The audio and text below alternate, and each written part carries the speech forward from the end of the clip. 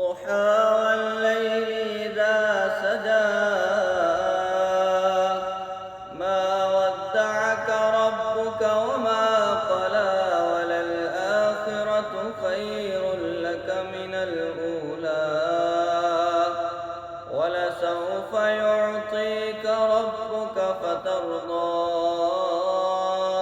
أَلَمْ يَجِدْكَ يَتِيمًا فَآوَىٰ وَوَجَدَكَ ضَالًّا